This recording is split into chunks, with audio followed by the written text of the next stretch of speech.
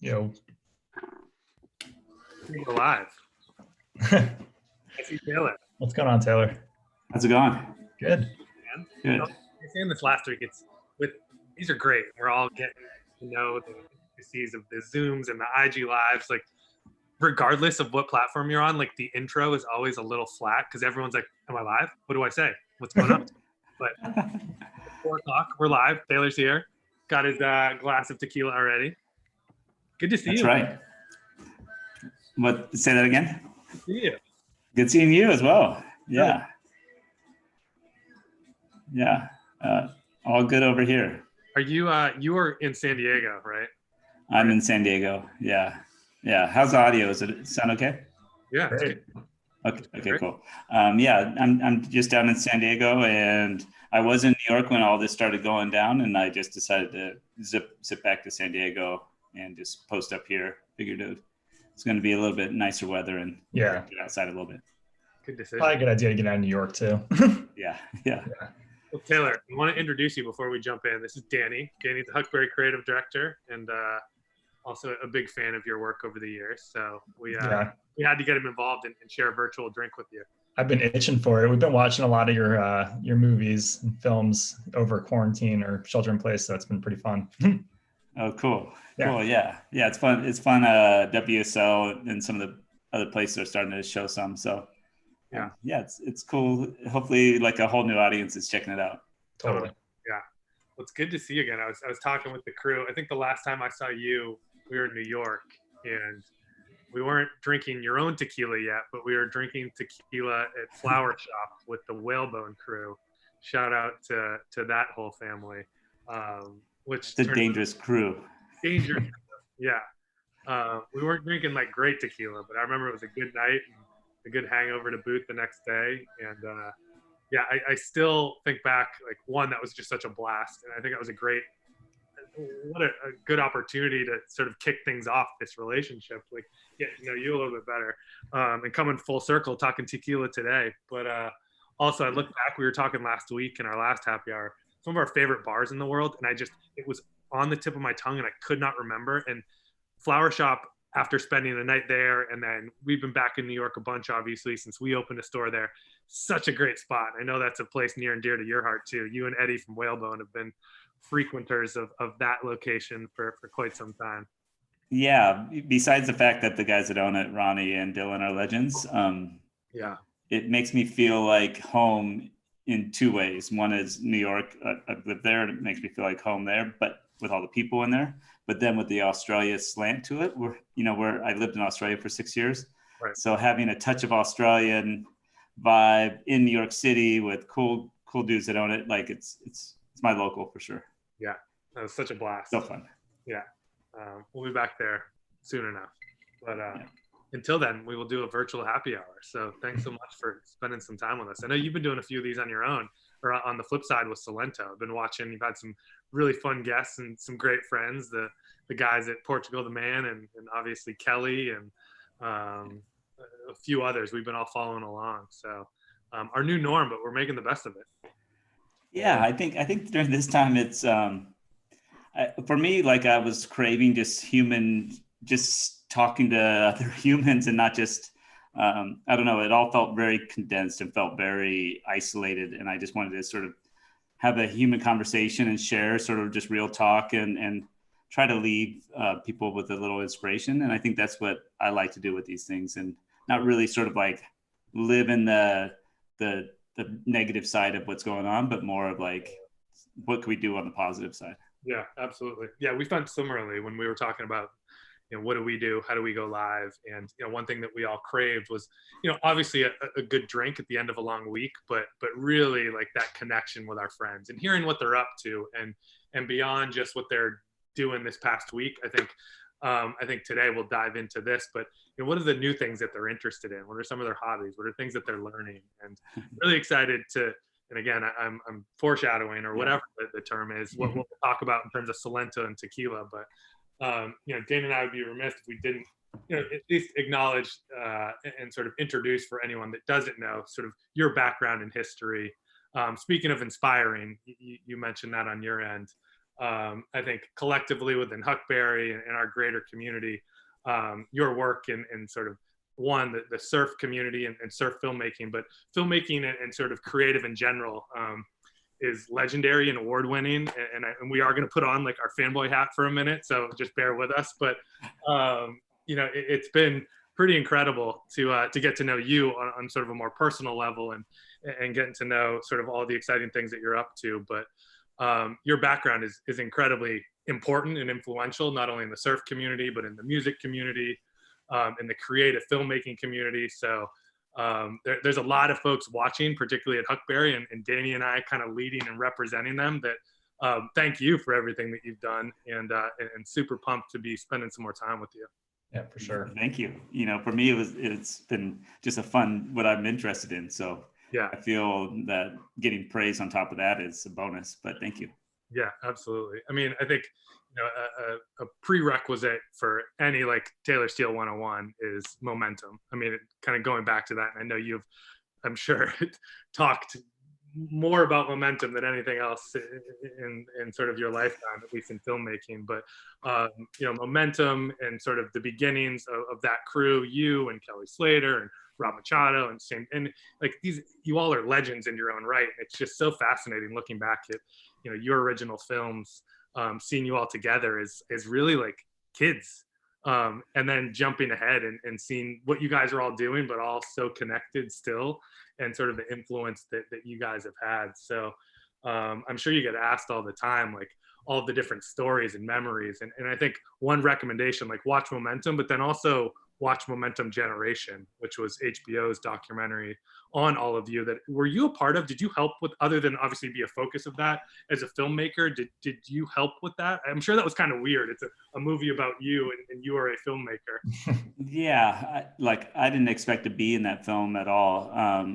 In the early stages, I was, in some of the meetings to meet some of the director options. Went through a couple different directors who were just trying to, the producers wanted to get this story, basically where it ended up, about a group and not one individual, not just about Kelly's story and the co-stars, but about everybody being equal. Yeah. And so I didn't go near any of like directing that one. I'm just way too close to it. So for me, it was just sort of being a sounding board at times, in the early stages before they started production. Yeah. Once they started production, I just didn't want to know anything. Right. I stayed out of it. They did come to my warehouse and asked to use some footage, and me just, during the 90s, I never organized any of my stuff. So I just have tapes and tapes, but I save everything. And so I think I had 10,000 hours of tapes, and I just, wow. I pulled it in my warehouse in Oceanside, San Diego, and just looked at them all. And I could hear them all sort of huddled up and coming up with a game plan. And they basically just filled the rent-a-car with all my tapes and just drove off. And I didn't even know what was on them or if they'd ever be returned. But get them back? I got them back, and they were digitized. So I was happy. That was a win. For you, yeah. Yeah. And so I'll do something down the road with them and maybe re-edit like little like YouTube videos with them. But, when I get some time, but I did an 8-hour interview that was super awkward and long. And, they're really good at interviewing you and making you say stuff that is honest, but you normally wouldn't say, maybe because you're doing it sitting in a chair for that long, you get sort of pulled out of it. But I remember not sleeping that night because I was dreading what I was said. I'm like, I can't believe I said that. I'm going to look like the jerk. Everybody else is going to come off really politically correct. Yeah. And like I threw a couple friends under the bus. Yeah. And so, but it all worked out. Everybody sort of had that same mindset of just like, let's just be honest. Yeah, it was fantastic. Well, before we're going to go in a lot of different directions here, and we're going to get to tequila, and we're super in to talk to you about tequila and pick your brain. Before we go into, we'll have a couple questions. We've solicited some questions. We had some great engagement. People got questions for you. So a couple filmmaking, a couple surf, but then we're going to get into tequila and really get into the Solento story. Before that, though, in typical Huckberry Happy Hour fashion, we've got a chat going on. People are chiming in, chatting, watching along.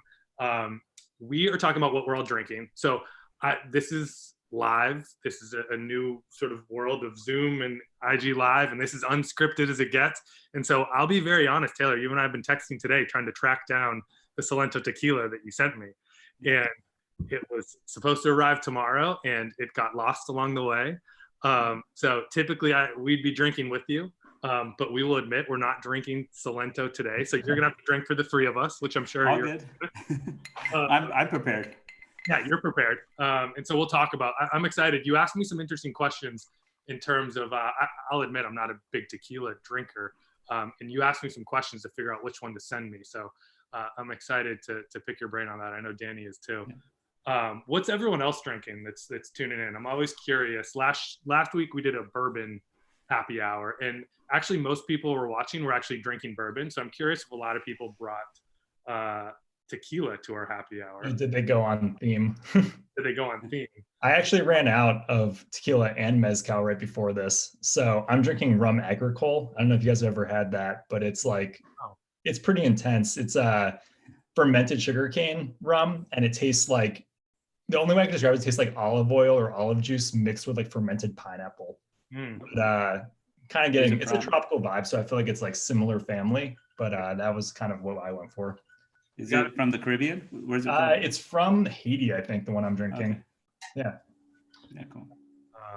I'm drinking a hazy IPA from Elsie in Seattle. And they reference like early 90s rock and music, which is another, remind me, that's something I do want to mention with you, Taylor. And actually, before we dive into the next questions for you, we always also kick off not only what everyone's drinking, but a giveaway. People that are watching, we're gonna do a little trivia, a little Taylor Steele trivia, or connected to you. And Huckberry behind the scenes is gonna drop a link into our chat. I'm gonna ask a question. Whoever answers it first is getting $50 Huckberry credit. So the question, and Taylor, you obviously can't win, you know the answer. And this is a good segue into sort of the next section that I want to talk to you about for a quick minute or two. But Taylor Steele related trivia. What band featuring a UFO expert frontman did Taylor help launch into stardom? So ask that question. Huckberry's going to drop an Instagram link, and we're going to go from there. I'm not going to wait for the answer right now, but I think, you know, one thing before we get into tequila that I found particularly fascinating, you know, when I got to know you and I've obviously done a lot of research since and have watched all your movies, like I'll admit, like I am not a surfer. I've tried a few times and I've always appreciated surf culture, but I am not an expert. Music has always been a passion of mine. And what I always found fascinating was not only was momentum and what you guys were doing back then so influential in launching the careers of some of the guys that we talked about and really changing sort of surf culture, but also music.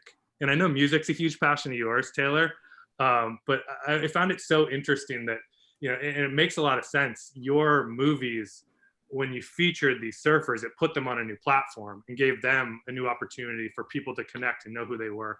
But you did the same thing with up and coming musicians. So like, I don't want to give the name right now. Someone got the answer, but Blink-182 and like The Offspring and Jack Johnson, like these are all people that, you know, I think early on you helped give them a platform as well. And we've always found that fascinating. Was that something just, I guess, how did you come about those guys? Were these just friends and music that you were interested in and you happened to sort of put them into your videos?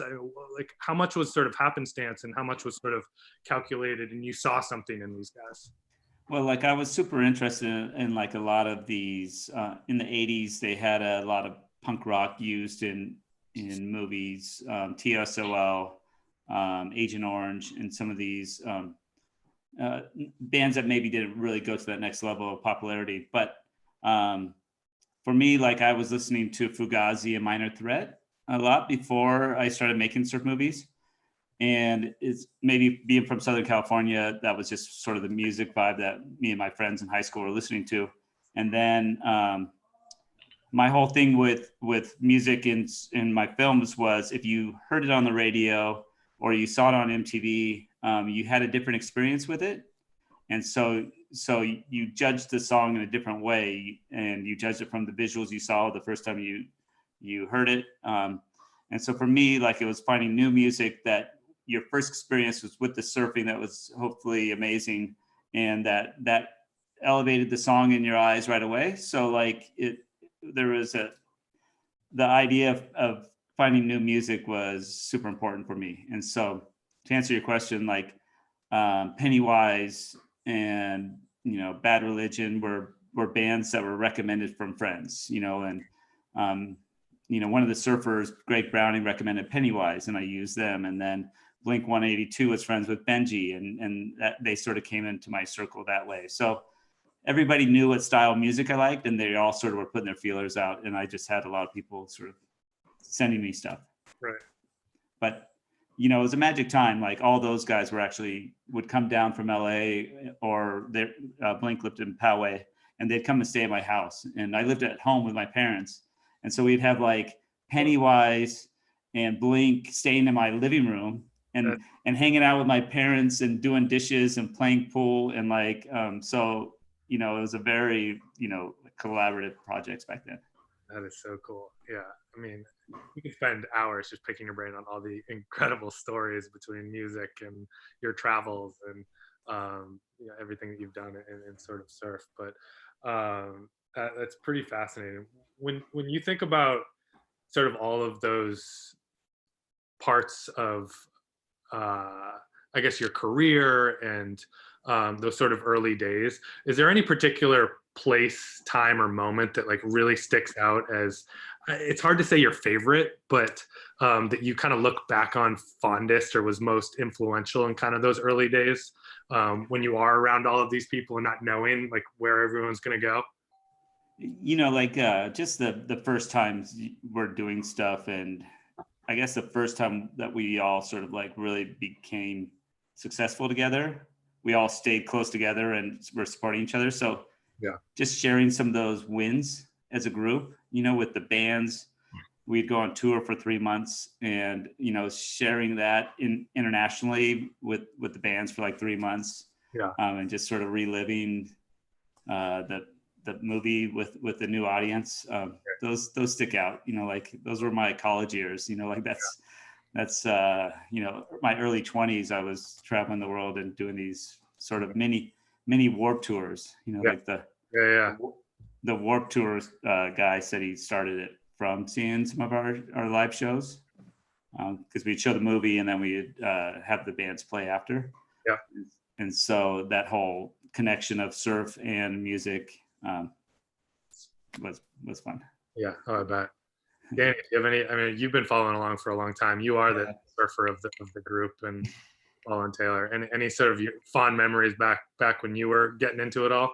I mean, I can very much a kook, but big fan anyways. I'm just wondering, like, what's your favorite location that you guys have shot at, or that you've shot at, or what's one that sticks out in your mind? I mean, you've been all around the world, so. I have mixed feelings with that. South Africa is one of my favorites because I get the better waves there. But like, more lately, I like locations are spots that like give me a memory, and that goes beyond just the waves and filming surfing. It's, like I filmed in Cuba and India and Iceland, and those places like are resonated into my DNA as solid memories that I'll experience, from a lot of it being hard travel and right. and tough situations, but those sort of stick with you and you romanticize them after the fact. Yeah. Totally. A couple of questions, just sort of random, I want to make sure we hit on. We had some great interaction from folks, and then, like I said, we're going to get into tequila soon. One question that someone asked, and I'm going to add a little bit to it, but obviously Kelly Slater, who he's a great friend of yours. I know you've done a happy hour and sort of the greatest of all time. He's a friend of ours through Outer Known and his great brand, a great partner. And so someone asked, and it's a good question. I think you think about some of the greats and in those sort of moments where you first see someone. Do you remember, not only, and I think it's my sort of addition to all this, do you remember the first time, like, was there a vivid memory the first time you ever saw Kelly surf? But then you talk about like Shane is the greatest big wave surfer ever, and like Rob was one of the first to like commercially take off with surfing. I'm sure that entire stretch was sort of one big memory, but were there any like specific moments with those guys that you saw them? It's like, holy shit, these guys are different. Yeah, like Kelly was always famous. He Yeah. was famous from when he was like 12 as like Right. the guy Right. coming up. Yeah. And when I started, I wanted to shoot with like Tom Curran and Mark Occhilupo and these guys that were legends, but I was too shy for one, and I just didn't have any contact to him. Right. But I did know Rob, and so Rob knew Kelly, and then introduced me to Shane and all these other guys. So I just started using what I had, like and Right. Kelly. We always knew he would be like a world champion level, but we didn't know he'd keep pushing so far. Like we just assumed like 4 world titles, or Kelly's won 11 now, but like 4 was sort of like where we thought he would end up, or even the same as Tom Curran, which was 3.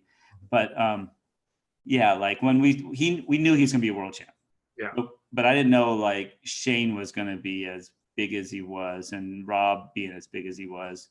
And I think a lot of it has to do with the way that Kelly was sort of we were tracking him, like almost like Scottie Pippen and Jordan. I was just like watching that last night, and like how Jordan was what pushed Pippen. Yeah. Like Kelly pulled us all through like this sort of like level that we all sort of had to keep up. Yeah. And it worked. It was the same for me with filmmaking. My first films were horrible. The horizon was crooked. The editing was janky, and but just by trying to be part of the group and being with them, I just had to improve. Yeah, that makes sense. Kind of switching gears, because again, we could go down a lot of different rabbit holes with you, and I think one more thing in terms of, we could go a bunch of different ways here too, but sort of your filmmaking is not just surf.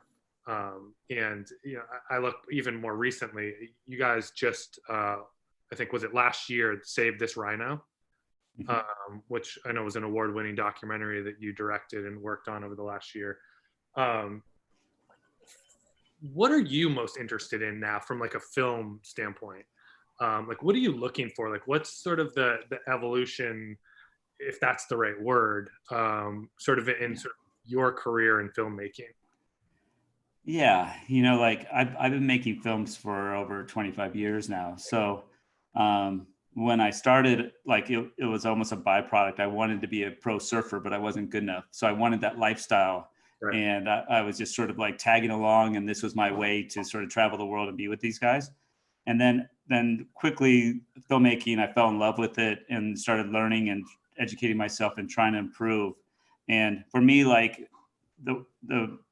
I looked at like Beck and the way that he approached his music, and he would mix it up. He would do a jazz album, he would do something else, and he wasn't sort of living off repeat.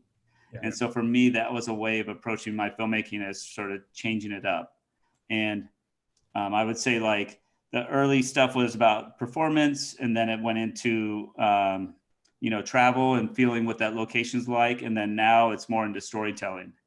And then really recent, I'm moving into this new chapter of just really sort of trying to provoke change and improve the world. And so we're doing this thing that's a Save This films, and we pick a different animal, and we work on showing what the status of it is and how do we help change that. Wow. And so the first one was rhinos, the second one's sharks.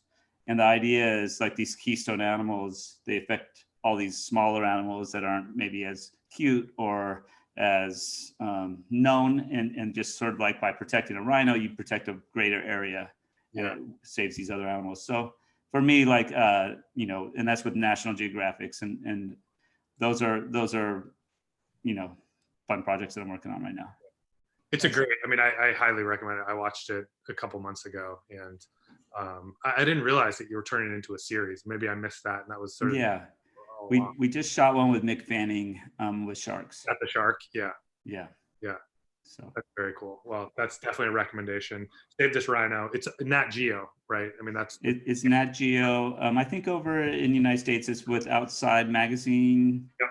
Shows it. And internationally, it's Nat Geo. But the idea is we use athletes from different fields to be the everyday person and sort of have them sort of be the eyes of the viewer. Yeah. Nice. So I had a question actually. So filmmaker wise, like who do you look up to? Who are the people that inspire you, you know, like surfing, non-surfing? Like, you know, who have kind of been the folks that you've looked up to through your career? You know, like my biggest hero in that space is Spike Jonze. And that was who I was really trying to emulate in early on. I was sort of trying to follow his path.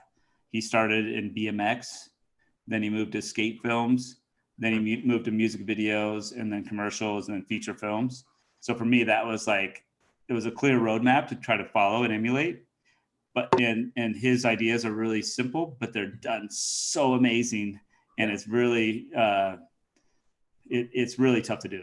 And so he's got that like weird thing he puts into everything too, which always, you know, feels so natural almost. he puts his little twist on it, but like by a lot of times these simple concepts, you see him and then someone else will do it better after they see what they started with. But you never do that with Spike's stuff. He has a simple concept, but he's done it as good as anybody could do it. And sort of, you just don't touch it. Mm-hmm. So for me, he's always been a hero, but that path wasn't really my natural path. And my path ended up being a completely different one. And, but he's always been a huge, you know, I fan out on Spike. Yeah, for sure. Makes sense. I'm going to segue. Not that that was an easy segue, but now's the time. Let's take a sip and let's segue. But I do want to go back to something that you mentioned, Taylor. And speaking of these sort of different points of your career, and I was reading an interview, I don't know, somewhat recently, where you were answering a question, I think, about like, how do you go from filmmaking and all that you've done there and in surf and everything else that we've been talking about to tequila? And that might not be the most obvious sort of jump. But you had a great answer for it. And I'll let you obviously explain it in your own words, but it was something like, you know, you were observing in phase one. And I think you actually referenced this earlier on, observing phase one. Phase two was sort of capturing travel and sort of movement. And then tequila represents this like connection and slowing down. Mm-hmm. And I found that it made sense because I was like, okay, like I remember you telling me when we were at Flower Shop a couple of years ago, like I'm working on, I think I'm going to start a tequila brand. Yeah. I was like, all right, like love the sound of that. But tell us a little bit about that sort of progression and how this came about. Well, your description of it's right. You know, like in the early stages, I was super shy and I was just sort of observe and do that. And then to where it is now is like, I love that connection. I find that that's the most important thing. And just even connecting with ourselves and really like trying to create a ritual for slowing down and disconnecting from all of our fast paced, like living 6 months down the road of I'm traveling here, I'm going there, like, mm-hmm. Like, you know, this whole situation where we're in quarantine now has brought that out of like, well, there is just a heavy weight on myself on just this tempo that I was trying to keep up with that wasn't really, you know, realistic, you know, like, and it was, you know, it's one of those things where we just put so much pressure on ourselves. Mm-hmm. So the idea is like maybe just a way of approaching anything, whether it's making tea or pouring yourself a sipping tequila, but something that causes like a ritual for you to just like leave the work and all these sort of forward thinking ideas and just being present. Totally. And so that's where that idea came from. And then I'm just a fan of tequila, and I love, it's like wine. Every harvest has a slightly different taste. There's so many things that I love about it, but for me, it's I just like what it does for me in that sense, especially when I was living in New York and I didn't have surfing as a crutch. I needed something else to sort of like take me out of that space. How recently was when you started to really get into tequila, even just from like a personal level, before you're even thinking about starting your own brand? Like, is that something I was interested in, or? Yeah, well, I was living in Indonesia at the time, and for 6 years, I moved to Indonesia when So I was traveling like 10 months out of the year, and then we were about to have a baby, and I just like go, I can't keep traveling at this pace, but wherever our roots are planted, we're there, you know, and that really, like, I guess scared me. And I was like, I don't necessarily want to just be planted in one place that long. So I came up with this plan that made me feel easier with it all. Was every 6 years I'd move to a new country. And there's 6 year chunks that are natural for every, I feel that we all need change after that 6th year. And it's really obvious with kids. 0 through 6 is before school starts. And then 1st grade through 6th grade, you have the same group of friends. But then 7th grade through high school, you probably have a different group of friends. And then you graduate. So those were like the obvious 6 year chunks. Sure. And then it was like, now let's just spin the globe and look at where's best for the whole family. And so the first place was like Indonesia, because I'll still have to do some traveling. And if I'm gone, you could have help. It's very spiritual. The Balinese believe that the younger the child, the closer they are to God. And there's just like this real magic energy. And then Australia was phase 2. And then phase 3 was New York. And each one had sort of different things. Australia was like, so our kids could ride their bikes around the neighborhood and feel that feeling that I had as a kid, where it wasn't so like helicopter parenting. Yeah. And then New York's more of like just creative competition. This is sort of the peak of it all, you know, like learn the sort of the top standard of that space. And then you can move anywhere and you'll be at the top of the game there. So where tequila comes into this is I was moving from Bali to Australia. And over each year in Bali, I felt more removed from what's contemporary in the Western culture of art, music, film. And it was pre-fast internet there. It was dial-up speed. So there's a lot of things that are different now. But back then, I just felt out of touch. And so I moved to New York for 3 months to really get caught up contemporary with everything. And so when I was living there, I met some artists and musicians, and they're like, you got to drink tequila. If you're drinking beer and you're going out as much as you go out in New York, you're just going to be hungover. You're going to not be able to be productive the next day. So just drink tequila on the rocks and don't drink anything else. And at first it was like a tough like thing for me, but then as we got better tequila and like sort of got into that, I fell in love with it. Yeah, better tequila is a very important. Exactly. Yeah.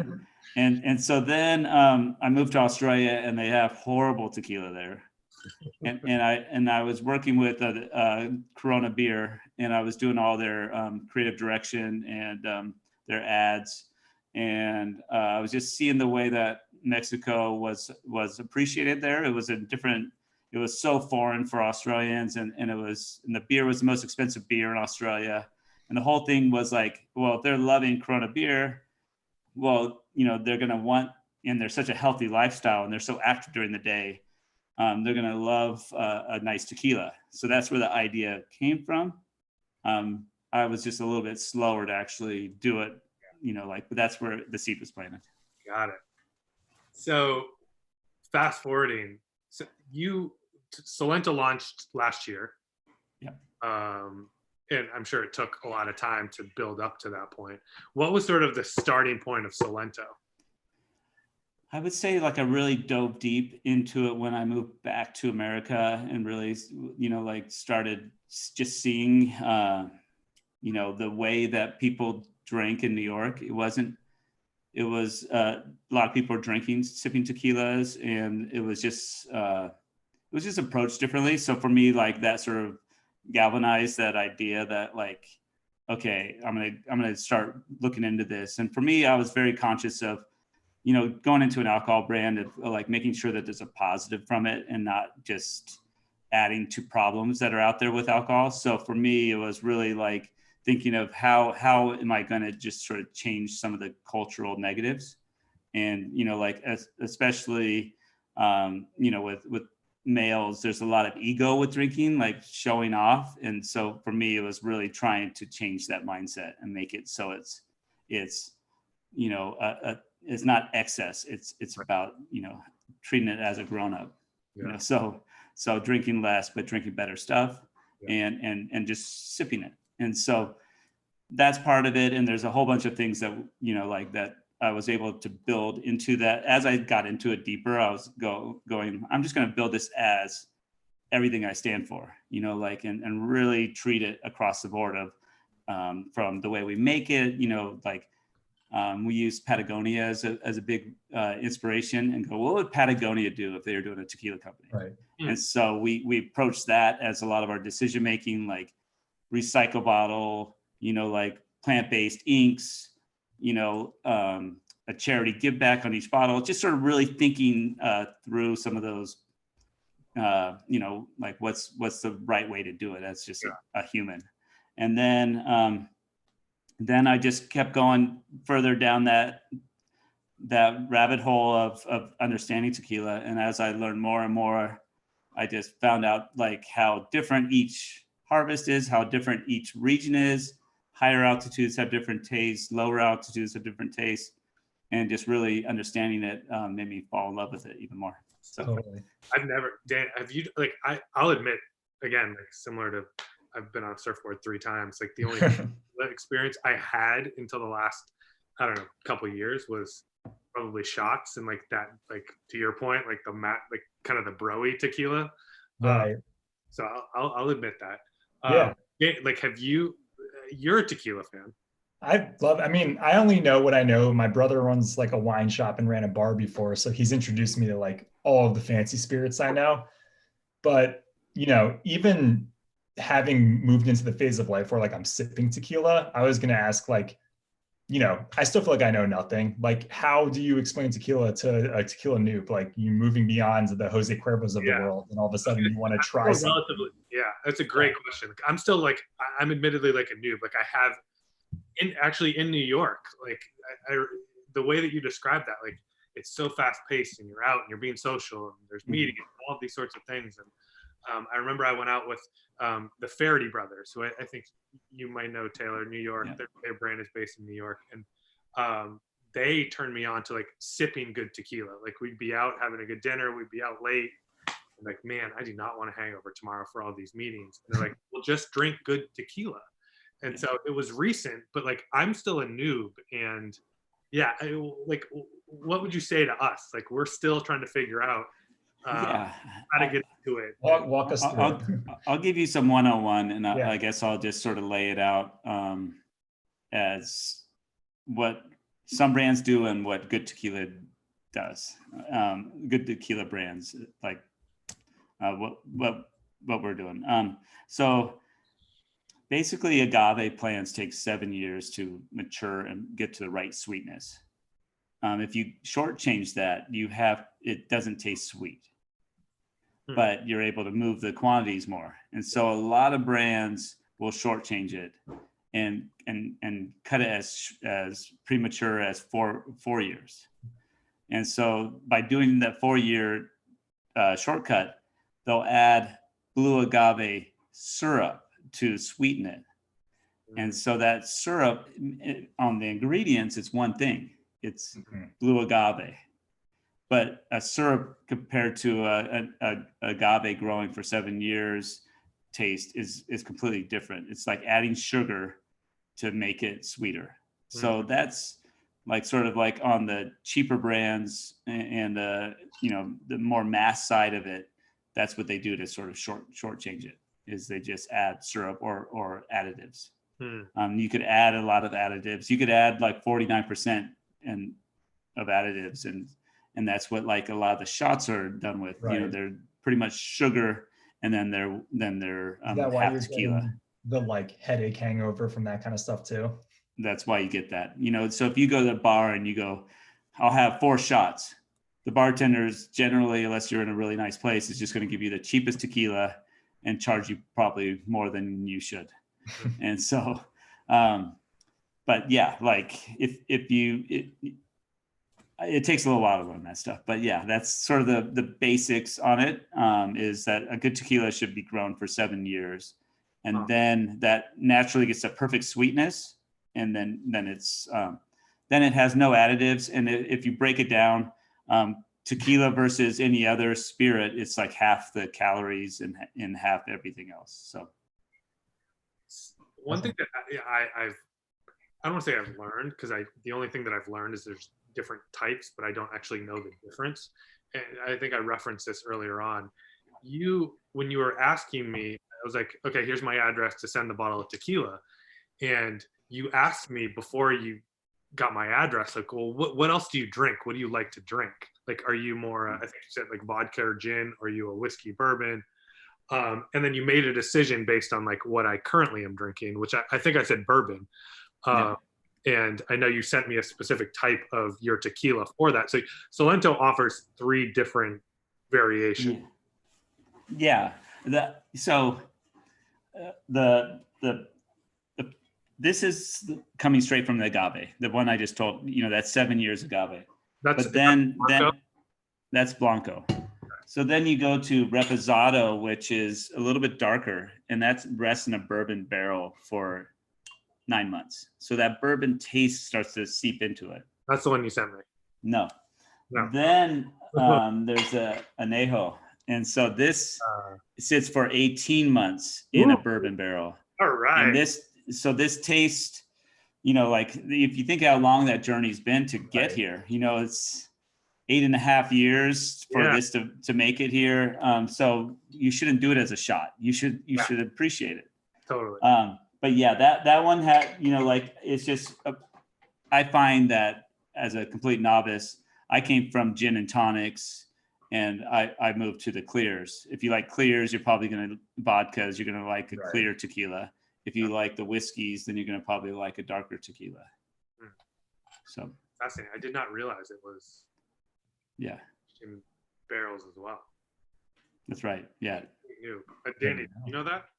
No, I mean, I knew it was like an aging thing, but that's kind of as far as my brain could go with it. Yeah, I think it's just fascinating. And this is why I'm so excited to pick your brain on this. And also that, I was thinking about this too, Taylor. This brand is still relatively new for you. And so you obviously are by far a greater expert than most, but like you're still like learning and everything's fresh along the way as you build this brand. So it's always fascinating to kind of talk to folks like in the middle of it too, because it's also fresh, but also I think you tend to like speak about it in a little more relatable terms. So we were talking to a buddy last week who actually similar background, somewhat related, but he is now a bourbon expert, but he actually was like a film composer and then was asked to help produce a documentary on bourbon and had liked bourbon, but was not a bourbon expert.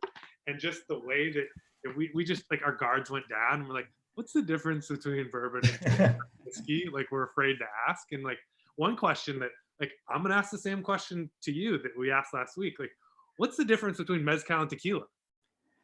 Yeah. So mezcal covers all of them. Mezcal covers tequila and everything else. Okay. Tequila has to be from a certain region, just like champagne has to be from a certain region. And also tequila has to use blue agave, where mezcals cover all agave plants from Mexico. So if it's outside of Mexico, then I think you can't call it mezcal anymore. You could have maybe 10 years ago, but mezcal covers them all. It's like the blanket. Okay. So I have a question. I think everyone's go-to tequila drink obviously is a margarita.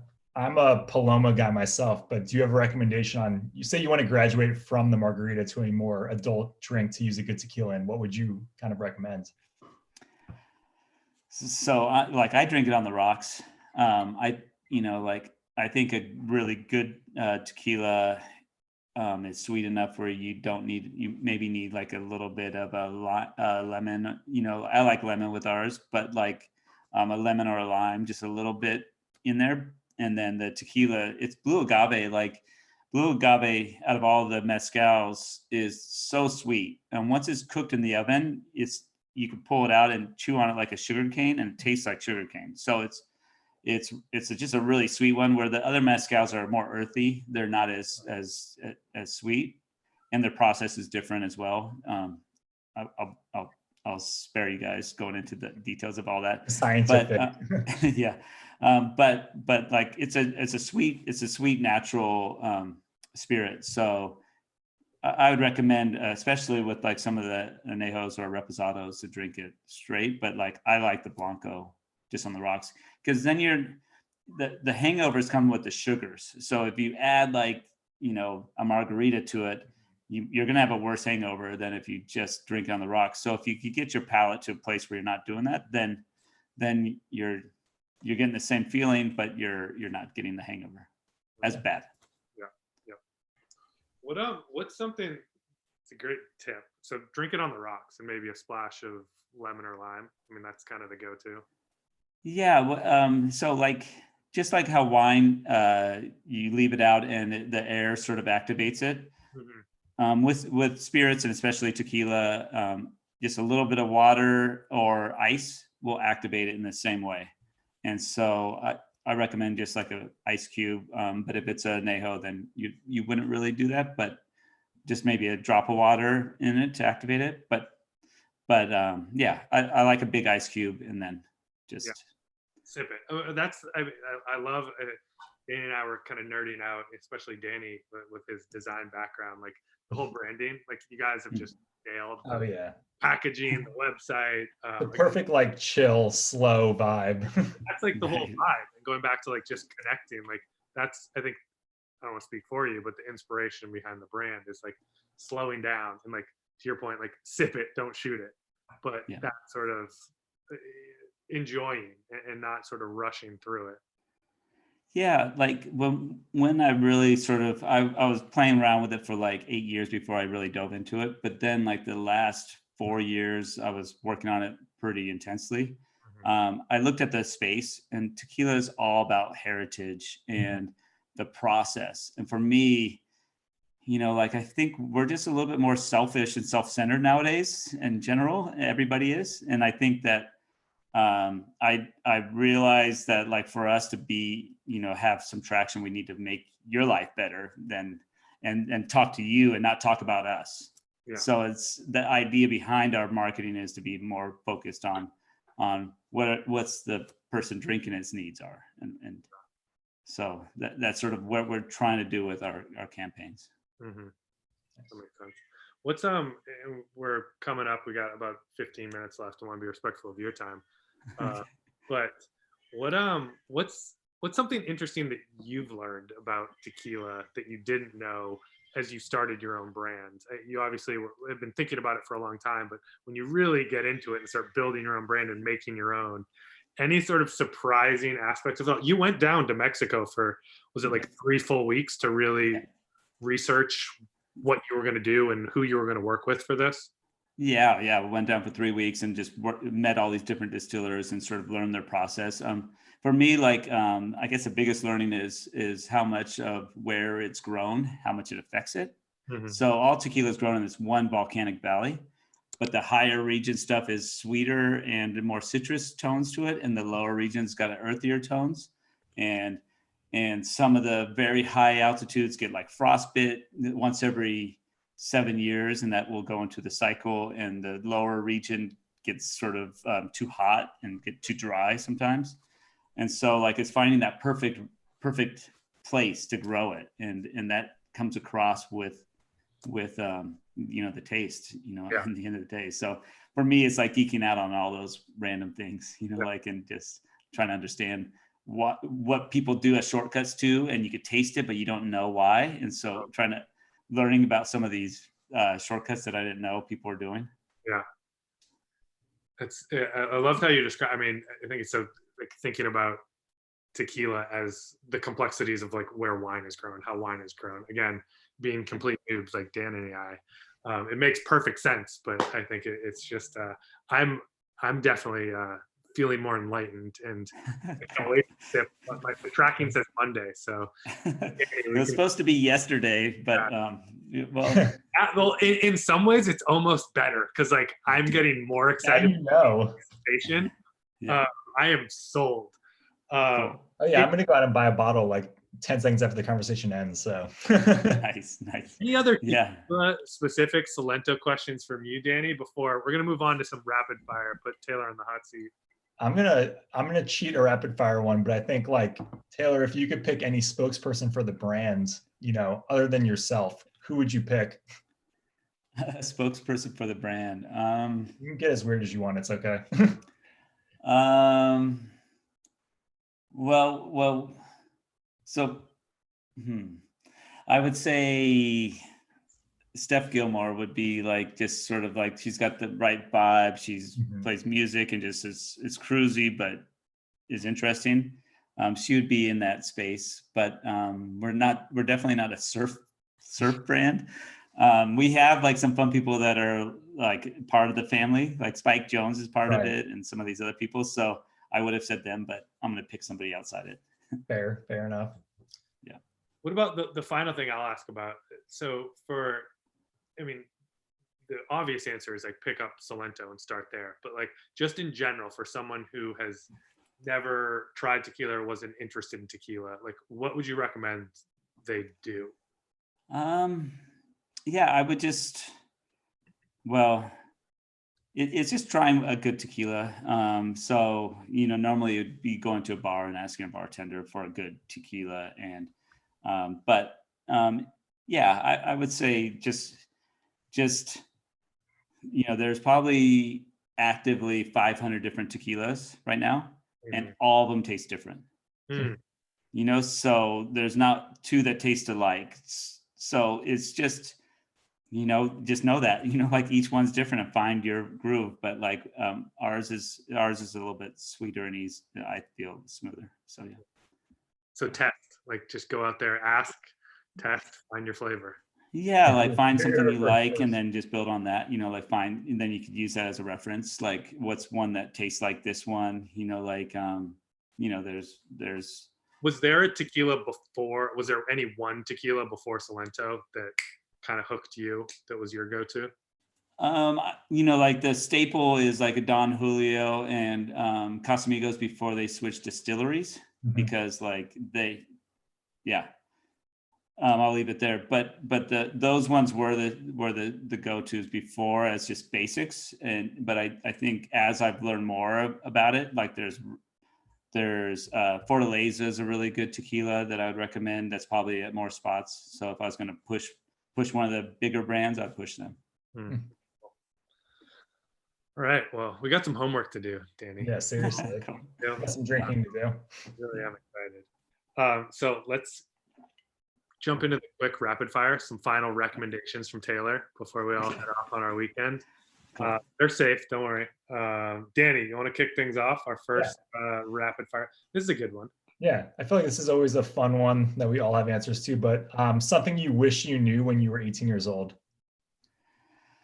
Something I wish I knew. I guess for me, I was just terribly shy at 18, and I wish I was just had more of a voice and more confident in myself at that age. So I would start. All right, confident. That's a good one. Danny jumped and spoke about the spokesperson, stole my question, so I'm going to jump to this. I am going to put you on the spot here, Taylor, because you're in San Diego, you're from the West Coast, but you also live in New York, and I know have strong affinity for Montauk as well. All three of us have split loyalties, actually. Yeah, I think that's an evolved way to live. Yeah, I love it. East Coast or West Coast? So I'm going to answer this. My brain is East Coast and my physical body's West Coast. That's a good answer. That's the answer. Yeah. And typically, give us one, but that's pretty good. Yeah. Okay. Nice. All right. Book that has influenced you the most. The most. Oh, the most is a tough question.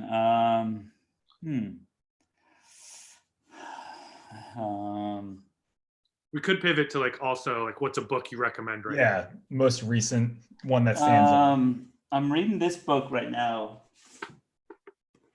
I just started it, but I'm loving this one. The New Earth. But a book that I would say that's affected me the most would be maybe The Art of Happiness. Nice. So it's a good one. There's some learnings in there. Okay, next one. If of all the films that you have done, worked in, responsible for, if you only had someone had never seen a Taylor Steele film, and you only could give them one, removing like momentum, like what would be a film that you would give? What would be the one? I would give Castles in the Sky. I feel like that one represents like I made it for my kids. I made it so that they could see, they would look at the world in a beautiful way, romantic way, and also be inspired to travel, but also know that we're all the same across borders. Love it. Nice. What bands are you listening to right now that you would recommend? I would recommend Portugal the Man, Dope Lemon. It's a good one.